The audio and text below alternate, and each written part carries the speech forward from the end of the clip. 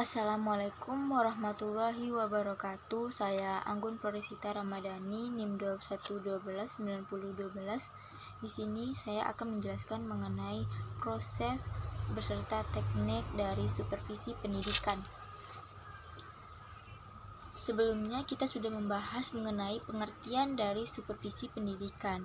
Nah, supervisi ini dapat berarti yaitu merupakan suatu proses atau serangkaian kegiatan yang teratur dan beraturan serta berhubungan dengan satu sama lain yang diarahkan pada satu tujuan. Nah, secara garis besar, kegiatan dalam proses supervisi ini dapat dibedakan menjadi 3, yaitu ada proses perencanaan, pelaksanaan, dan evaluasi. Nah, di sini kita akan membahas yaitu mengenai proses supervisi pendidikan. Yang pertama yaitu ada proses perencanaan supervisi pendidikan. Nah, perencanaan supervisi ini perlu disusun oleh supervisor agar pelaksanaan supervisi ini dapat terarah. Nah, pelaksanaan supervisi ini tanpa diawali dengan perencanaan diduga dapat mengecewakan banyak pihak, seperti guru, supervisor, dan bahkan siswa yang secara tidak langsung memerlukan peningkatan kemampuan mengajar gurunya. Nah, ada beberapa hal yang dicantumkan dalam perencanaan dalam supervisi ini, yaitu yang pertama ada tujuan dari supervisi, yang kedua alasan mengapa kegiatan tersebut perlu dilakukan, yang ketiga bagaimana proses, metode, dan teknik, yang keempat ada siapa yang dilibatkan atau diikutsertakan dan kegiatan tersebut, yang kelima ada waktu pelaksanaannya, yang terakhir ada hal yang diperlukan dalam pelaksanaannya serta cara memperoleh hal-hal tersebut. Kemudian proses yang kedua dalam supervisi pendidikan yaitu ada pelaksanaan. Nah, menurut Rifai mengemukakan bahwa pelaksanaan supervisi ini mengikuti beberapa kegiatan, yaitu yang pertama mengumpulkan data. Nah, proses ini diawali dengan pengumpulan data untuk menemukan berbagai kekurangan dan kelebihan guru. Nah, data yang dikumpulkan itu adalah mengenai keseluruhan situasi belajar mengajar, meliputi data murid, guru, program pengajaran, alat atau fasilitas, dan suatu situasi kondisi yang ada. Yang kedua yaitu ada penilaian. Nah, data yang sudah dikumpulkan itu diolah kemudian dinilai. Nah, penelitian ini menggunakan penilaian yang dilakukan terhadap keberhasilan murid serta guru dan faktor-faktor yang menunjang dan penghambat dalam proses belajar mengajar. Yang ketiga yaitu ada deteksi kelemahan. Nah, pada tahap ini, supervisor mendekati kelemahan atau kekurangan guru dalam mengajar. Nah, dalam rangka ini, supervisor memperhatikan beberapa hal yang berkaitan dengan pelaksanaan tugas guru, yaitu seperti penampilan guru, penguasaan materi, penggunaan metode, hubungan antara personal dan administrasi kelas. Selanjutnya yang keempat yaitu ada memperbaiki kelemahan. Nah, jika melalui deteksi temukan kelemahan dan kekurangan, maka ada tahap yang dilakukan perbaikan atau peningkatan kemampuan. Nah, memperbaiki kelemahan dan kekurangan ini dapat dilakukan dengan cara memberikan informasi langsung atau tidak langsung demonstrasi mengajar. Selanjutnya yaitu ada bimbingan dan pengembangan. Nah, dalam pelaksanaan supervisi ini, supervisor perlu memberikan bimbingan terhadap guru agar apa yang diperolehnya diterapkan dan diaplikasikan ke dalam proses belajar mengajar yang dilakukannya.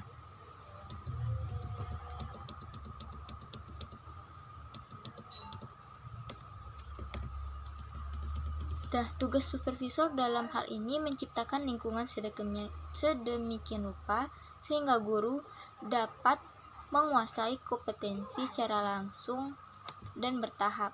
Nah, pendekatan klinis ini juga dapat dilakukan dengan asumsi bahwa guru akan tumbuh dan berkembang dalam jabatannya melalui proses belajar. Nah, hal tersebut dikarenakan supervisor perlu membantu guru secara tatap muka dan individual. Selanjutnya, proses supervisi pendidikan ini yaitu ada evaluasi dan tindak lanjut. Nah, pada akhir supervisi dilakukan evaluasi. Ini dilakukan untuk mengetahui tujuan yang sudah dicapai.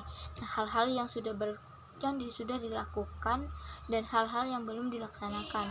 Evaluasi supervisi ini dilakukan untuk semua aspek, meliputi aspek evaluasi hasilnya, prosesnya, dan pelaksanaannya.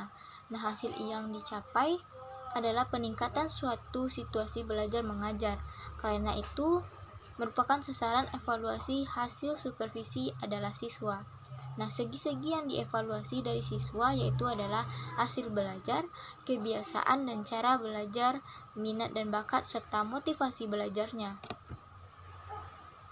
Kemudian, materi selanjutnya yang akan saya jelaskan yaitu mengenai teknik dari supervisi pendidikan.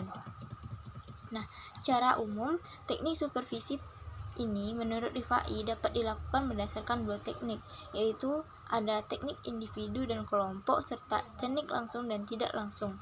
Nah, adapun beberapa tekniknya yaitu yang pertama yang akan saya jelaskan yaitu teknik individu. Nah, ada beberapa teknik supervisi yang tergolong dalam teknik individual, yaitu yang pertama ada kunjungan kelas. Nah, supervisor datang ke kelas dan memperhatikan guru yang sedang mengajar. Nah, melalui kunjungan kelas ini, supervisor akan memperoleh banyak informasi mengenai pelaksanaan proses belajar mengajar di kelas. Supervisor ini dapat mengetahui kelebihan dan kekurangan guru dalam mengamati penampilan guru di dalam kelas. Yang kedua ada observasi kelas. Nah, supervisor mengamati suasana kelas selama pelajaran berlangsung. Menurut Suhartian, observasi kelas dapat dibedakan menjadi dua, yaitu observasi langsung dan tidak langsung. Yang selanjutnya yaitu ada percakapan pribadi. Adam dan Dicky mengatakan bahwa salah satu alat yang penting dalam supervisi adalah percakapan pribadi. Melalui percakapan ini sehingga membentuk bantuan yang diberikan oleh supervisor mempertimbangkan individual guru. Selanjutnya ada saling mengunjungi kelas. Nah, guru-guru saling mengunjungi antara satu dengan yang lainnya dalam pembelajaran. Saling mengunjungi kelas ini dapat dilakukan di sekolah sendiri atau mengunjungi sekolah dan guru di sekolah lain. Nah, kunjungan guru ini dapat belajar melalui penampilan teman yang diamati. Yang terakhir yaitu adalah menilai diri sendiri. Dalam hal ini, guru menilai dirinya sendiri dengan harapan dapat membantu guru dalam memperbaiki kemampuannya. Yang selanjutnya ada yaitu teknik membentuk kelompok. Nah, menurut Suhartian adalah teknik-teknik yang digunakan atau dilaksanakan oleh supervisor dengan sejumlah guru dalam satu kelompok. Nah, hal ini berarti permasalahan yang dialami guru-guru yang ada dalam kelompok tersebut relatif sama. Nah, teknik-teknik yang bersifat kelompok ini yaitu antara lain yang pertama adanya pertemuan orientasi bagi guru baru. Yang kedua ada rapat guru, yang ketiga studi antar kelompok guru, yang keempat ada seminar, yang kelima ada diskusi panel, yang keenam ada buletin supervisi, yang ketujuh ada demonstrasi mengajar, yang kedelapan perpustakaan jabatan serta perjalanan sekolah untuk anggota staf. Selanjutnya ada teknik langsung. Nah, teknik langsung ini merupakan teknik supervisi yang digunakan untuk menyampaikan harapan supervisor kepada guru dengan jelas. Supervisor dapat menggunakan bahasa langsung dan penguatannya. Nah, dalam hal ini pengawas sangat mengharapkan kepercayaan dan kredibilitas para guru. Nah, teknik supervisi langsung ini terdiri dari penampilan guru, perilakunya, menjelaskan, mendengarkan, memecahkan masalah, mengarahkan, serta standarisasi.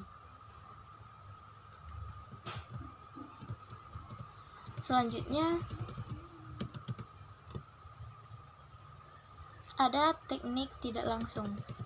Nah, pada teknik tidak langsung ini, supervisi merupakan kondisi seseorang supervisor tidak secara langsung menghadapi atau berhadapan dengan orang-orang yang akan disupervisikan, tetapi menggunakan berbagai alat atau media komunikasi. Contohnya seperti melalui radio, televisi, surat, papan pengumuman, dan sebagainya. Baik, sekian materi yang dapat saya sampaikan mengenai proses serta teknik dari supervisi pendidikan. Kalau ada salah dan jangan mohon maaf. Assalamualaikum warahmatullahi wabarakatuh.